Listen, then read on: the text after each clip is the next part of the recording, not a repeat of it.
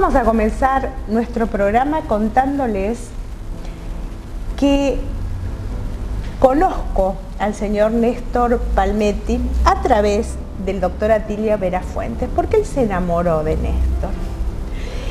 No sé qué pasó con su alimentación, con su llegada a Córdoba y con estas ganas de Atilio de ayudar a sus pacientes, que creó y organizó una serie de eventos donde Néstor Palmetti, que él es técnico en dietética y nutrición natural, nos va a enseñar no solamente a alimentarnos, sino a vivir. Bienvenido al programa. Gracias. Bueno, vamos a empezar a preguntarte por lo básico. ¿Quién es Néstor Palmetti?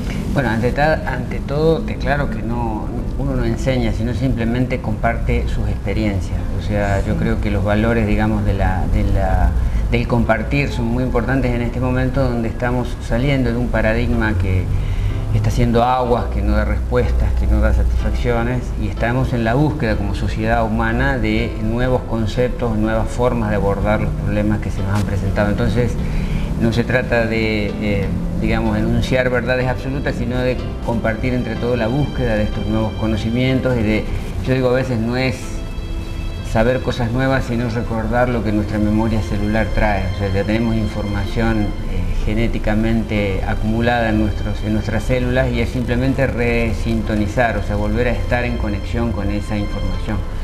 O sea, por eso nosotros nos basamos básicamente en fisiología. O sea, entenderlo al organismo desde la fisiología, entendernos, conocernos, sabernos medir, sabernos evaluar. Y ese proceso yo lo hice en forma empírica y sobre todo con mecanismos de prueba y error. O sea, cuando estaba en un estado, digamos, de desorden, porque le pasaba lo que le pasa a todo el mundo, alimentarse mal, estresarse, trabajar 20 horas por día, someterse a presiones excesivas por desconocer un poco los mismos mensajes que el cuerpo estaba dando. Hubo como mecanismo de supervivencia que buscar alternativas, y en esa búsqueda, gracias a un libro, gracias a un artículo, gracias a un amigo que le tira a alguno una idea, uno empieza ese camino, y como ese camino va siendo tan positivo y uno puede resolver sus problemas, la idea ahora es compartirlos con amigos o con gente que, digamos, que está necesitada y que está queriendo buscar y no sabe cómo. Claro. A veces eso, quiero, pero no sé cómo. Ahora, una de las cosas que a mí me llama la atención con todas las personas que pasan por el programa, que en general uno busca la respuesta a través de una situación de dolor, de una enfermedad o de un accidente o lo que fuera. ¿En el caso tuyo pasó así o fue simplemente una cuestión evolutiva de querer estar mejor? No, yo creo que en el caso mío personal era un mecanismo de supervivencia, porque yo estaba en un estado de desorden muy importante, estaban los 100 kilos de peso, desmayos, pérdida de conocimiento, o sea, había una serie de cuestiones fisiológicas que ya estaban diciendo, clic, clic, se prendía la luz roja. Tuve que cambiar lugar de residencia, actividad, o sea, es un replanteo de mi vida en su totalidad.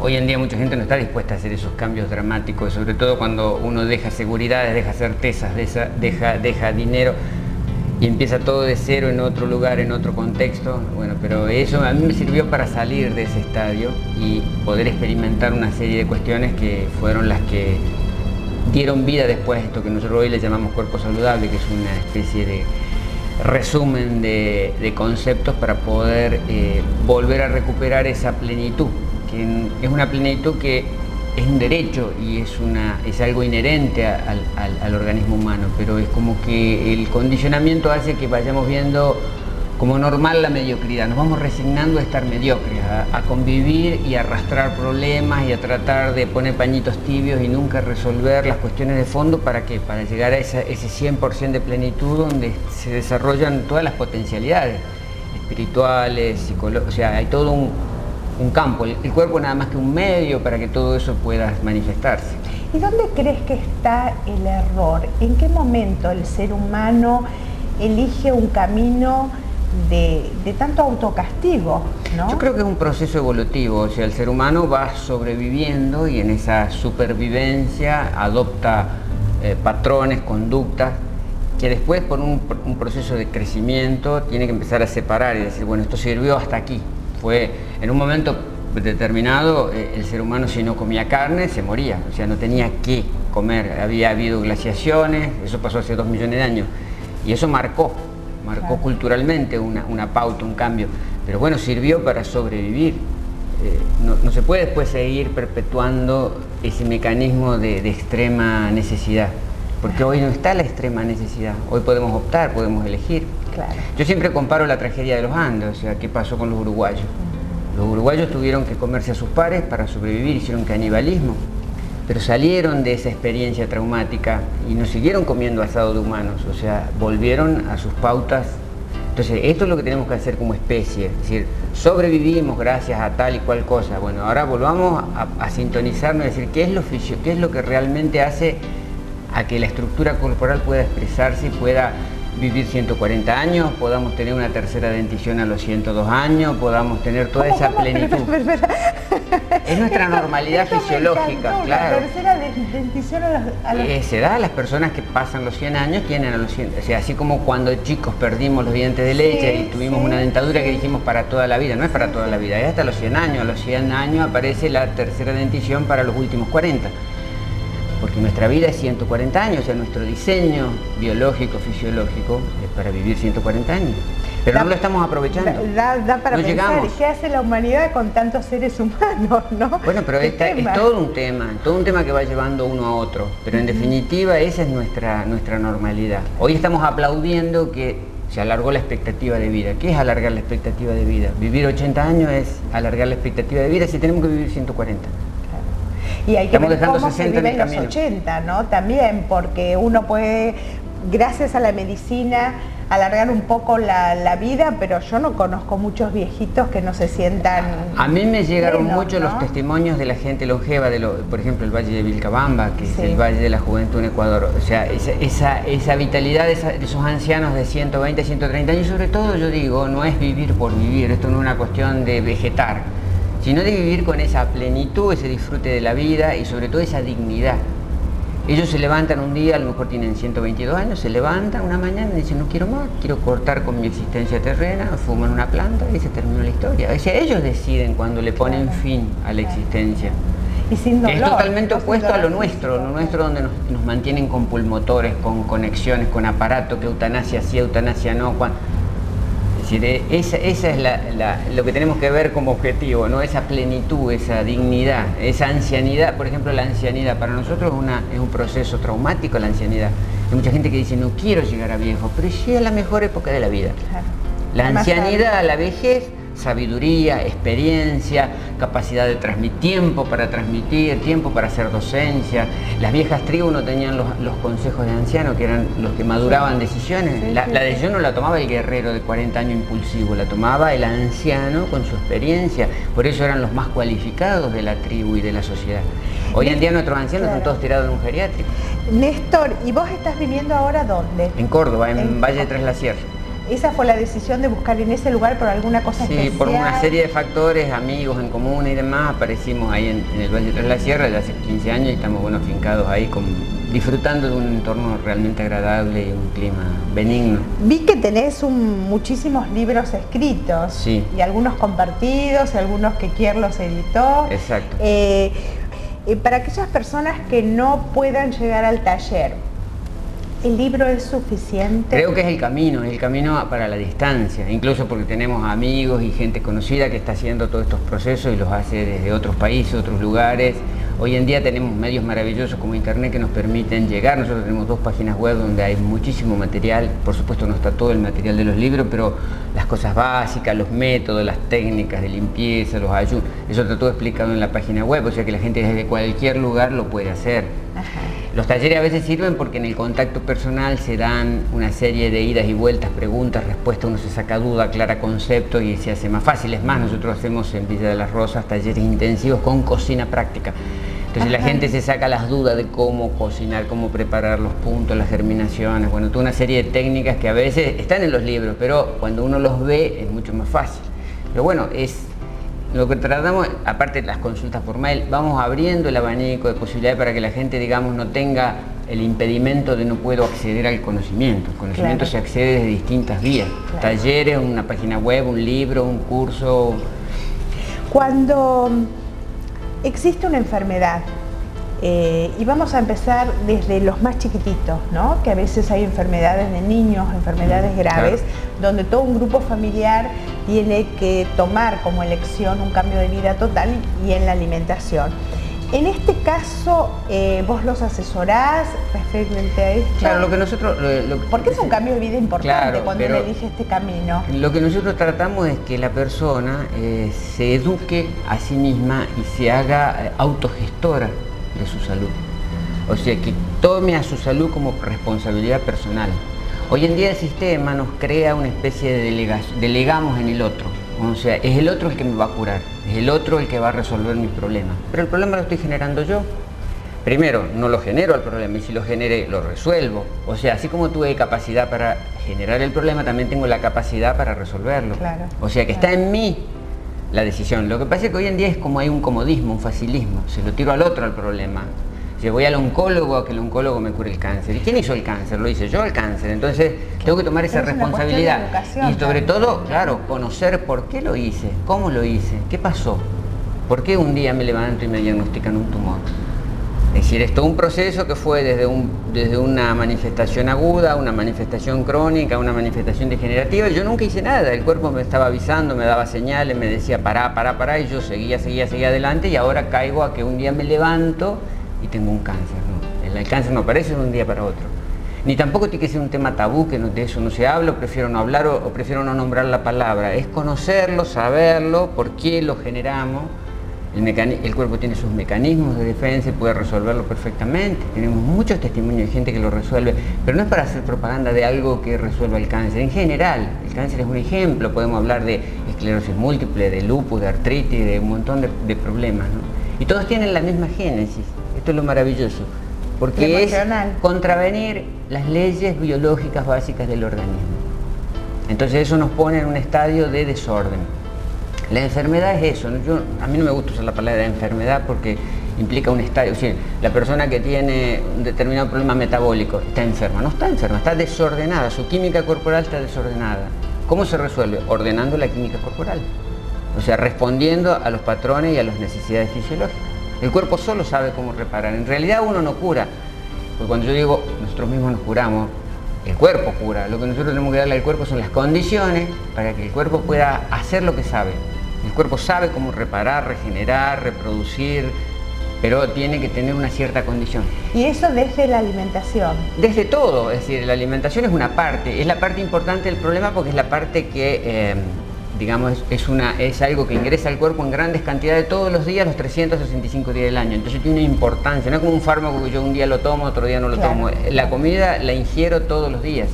Entonces mucha cantidad de principios buenos, malos, que yo estoy modulando sobre el organismo, y están influyendo sobre el organismo. Pero también tiene mucho que ver la higiene, la limpieza, las funciones que digamos están como en este momento tildadas como las funciones intestinales, las funciones hepáticas, funciones renales, porque no estamos tratando a esos órganos, no le hacemos mantenimiento. Yo a veces uso el ejemplo del automóvil, que es el que más fácil la persona entiende, porque el automóvil le costó y lo quiere mantener en buen estado, entonces lo primero que hace es comprar un auto nuevo, lee el manual de instrucciones, sabe qué nafta le tiene que poner, sabe cada cuánto hay que llevarlo a hacer un service. Y así el auto va, según lo que hizo el fabricante como diseño, va a durar lo que tiene que durar. El cuerpo es exactamente igual. Tenemos que leer el manual de instrucciones, saber cuál es el combustible adecuado, saber cada cuánto hay que hacerle un mantenimiento y hacerlo, y el cuerpo va a durar 140 años y no va a tener enfermedad, y va a tener buen nivel de energía, y va a tener buen manejo del estrés, es decir, va a funcionar en su plenitud. ¿Qué pasa con las enfermedades hereditarias? No existe lo hereditario desde el punto de vista, o sea, el concepto que nos están imponiendo es que hay un cromosoma fallado. O sea, madre diabética, hija diabética, la falla es un cromosoma mal replicado. No existe. Si la genética humana fuese tan tonta de no replicar bien un gen, no podría ser una evolución de 5 millones de años. Si hace 5 millones de años que estamos sobre el planeta replicando genes, y siempre para mejor y cada vez somos más, quiere decir que hay una cuestión de sabiduría genética. La genética va a replicar siempre las mejores características para que podamos sobrevivir en las mejores condiciones. Pero eso pasa en una ameba, en un mosquito, en un perro y en un ser humano. O sea, hay una supervivencia biológica basada en sabiduría genética. Lo que se comparte de una madre diabética a una hija diabética son los hábitos equivocados, o sea, son nutriciones compartidas, son mismos sistemas de abandono de las prácticas depurativas, entonces se va generando una transmisión de hábitos equivocados, pero no de genes fallados. Claro. Es como los virus, y le vamos a echar la culpa a los virus de las enfermedades, ¿no? Los virus están para todos. Acá en este ambiente seguro que hay virus de la tuberculosis, y no todos tenemos tuberculosis. Claro. O sea, ¿no? el virus va a necesitar un contexto, ¿y quién da ese contexto? El virus necesita casa, comida y zona liberada. Necesita alguien que le dé de comer, necesita un ambiente anaeróbico donde se pueda desarrollar y necesita una policía inmunológica que no lo agreda. Así el virus puede tomar el cuerpo e invadirlo. Pero si uno no le da de comer, no le da alojamiento y la inmunología lo expulsa, el virus no tiene razón de ser. Y cuando hay, por ejemplo, y esto tiene, los médicos se ocupan mucho de esto, por ejemplo, una persona que tiene un problema cardíaco, ¿no? Entonces ya crea toda una situación en la familia que hay que controlar el corazón. ¿Pasa también con esto lo mismo? ¿O hay como una tendencia familiar? Porque viste que hay familias que a todos les pasa lo mismo. Claro, porque están compartiendo los mismos errores, las mismas cuestiones, los mismos olvidos, las mismas, digamos, desatención de su estructura. Son patrones, digamos, compartidos. Claro. Y ahí caemos en el tema estrés. Todos le echamos la culpa al estrés. Estoy estresado, la culpa es el estrés, el cáncer por el estrés. O sea, el estrés no tiene nada que ver, el estrés es una energía, es como el dinero, es una energía, ni buena ni mala, uno la usa. No, pero no es la causa, porque en realidad sin estrés vos no, o sea, una madre no puede salvar a su hijo levantando el auto, un récord del mundo no se puede batir, no se puede crear una obra de arte. El estrés es una energía positiva, uno la tiene que usar positivamente, es como el dinero. Esa cosita que uno tiene cuando el artista no puede salir al escenario si no tiene esa cosita. La adrenalina y bueno, claro. Pero ¿qué pasa? El estrés no es la causa, sino es la consecuencia de un desorden interno. Un hígado colapsado, una serie de cuestiones hacen que uno reaccione mal frente a los estímulos externos. Cuando la persona está bien, es la clásica agua de tanque. O sea, abajo se cae el mundo, alrededor se cae el mundo y él está ahí, está quieto, está contemplativo de la situación. ¿Y qué pasa con toda la parte emocional? Y la emocionalidad es eso, básicamente. Claro. Nosotros expresamos emocionalmente lo que estamos siendo a nivel físico. O sea, nuestro equilibrio hepático o desequilibrio hepático hace que expresemos o calma o inquietud, irritabilidad, depresión. Si son características que se expresan desde un sustrato biológico desordenado. Por eso a mí, digamos, la gente viene a veces con las consultas y plantea cuestiones tal y tal. Yo no me centro en la cuestión tal y tal, primero porque no somos ni médicos, ni queremos serlo, ni queremos tratar personas, ni somos terapeutas, simplemente les mostramos o les indicamos un camino basado en recuperar la normalidad, porque el cuerpo es un todo. No puede haber una persona que esté mal del hígado y bien del riñón, o una persona que tenga el corazón mal, pero sí el hígado está bien. O sea, o está todo mal o está todo bien. El cuerpo es una integridad, no hay un límite donde termina un órgano y empieza el otro. Eso es nuestra visión a veces reduccionista, queremos separarlo al cuerpo en pedazos, entonces tenemos el especialista del corazón, el especialista del riñón, como si son órganos que están interactuando. Lo increíble es que cuando te duele algo no tiene nada que ver al órgano que está realmente sufriendo, ¿no? Por eso yo no comparto esta idea de los trasplantes, por ejemplo. Los trasplantes para mí es una práctica oscurantista de la Edad Media. O sea, cortar un pedazo, sacarlo y ponerlo en otro órgano, que nos parece, hoy la estamos aplaudiendo a eso. Estos días en los diarios se aplaude de que a un niño le trasplantan 4 órganos, que a una embarazada le trasplantan el hígado, y lo vemos como que es un logro. No es un logro, es una aberración. Es una aberración porque vos, fíjate, suponete vos tenés el riñón destruido. Sí. Vengo y te pongo un riñón nuevo de un adolescente. ¿Cuánto va a demorar tu contexto de desorden corporal en volver a destruir ese riñón? Y es lo que pasa, los trasplantados, yo tengo gente ahí en Córdoba que ya lleva 5 trasplantes de riñones. Lógico, porque al no cambiar el contexto, vuelven a destruir el órgano. Volvés a poner un órgano nuevo y lo volvés a destruir. Porque es el contexto el que hay desorden. Por ejemplo, un riñón, para aclarar un poco el concepto, ¿cómo desde un cuerpo saludable, que es digamos, el título que vos le pusiste, si es que vale el título, cómo podemos revertir esa enfermedad, un problema serio de riñón? Básicamente limpiando y no ensuciando. O sea, limpiar la escoria tóxica, esa mugre vieja que se fue acumulando en el órgano y no generando nueva. Correcto. A las dos cosas al mismo tiempo. La limpieza es alimentación y ¿qué más? Básicamente trabajar sobre los órganos básicos, el intestino, el hígado, riñones, en purificarlos, limpiarlos, drenarle esa carga tóxica. Y todo el cuerpo se va a ir limpiando, porque el cuerpo trabaja derivativamente, o sea, hay un ingreso de toxinas, pero después esa toxina se va derivando y se va internalizando. El gran problema que tenemos hoy en día es que nuestra mucosa intestinal permeable hace que toda esta toxemia invada la estructura orgánica. En épocas remotas uno comía, por ejemplo, una fruta verde, una fruta venenosa y no se moría, porque el cuerpo la eliminaba o con un vómito o con una diarrea y el cuerpo no se quedaba con el principio tóxico. Pero hoy en día nuestros alimentos, hace que a través de la mucosa permeable pasen a la sangre, pasen a la linfa y se internalice eso en el cuerpo. Entonces tenemos problemas mucho más graves que en pasado, porque son toxemias internalizadas. Por ejemplo, las parasitosis. Claro, fíjate, sí, parasitosis, sí, que hay en que nadie trata. Sí. Y todos estamos hoy en día muy parasitados. Antes el parásito, ¿qué era? La lombriz solitaria, había que sacar la lombriz solitaria y se terminaba la historia en el intestino. Pero hoy en día los quistes y huevitos de parásito van a través de la sangre, te toman el cerebro. Hoy en día si vos haces un escáner, una resonancia, empezás a detectar cándidas en el cerebro. O sea, los bichos ya han llegado a tomar órganos que son claves. Entonces una persona que tiene cándidas en el cerebro, ¿cómo puede razonar? ¿Cómo puede responder emocionalmente a una cuestión externa, a un estímulo? Claro que todo nos va a parecer que nos agrede el ambiente, o sea, la culpa es el presidente, el gobierno, la 1025, la crisis financiera, pero nada de eso es real, porque somos nosotros los que estamos reaccionando mal desde un sustrato biológico desordenado a estímulos externos que no nos tendrían que preocupar.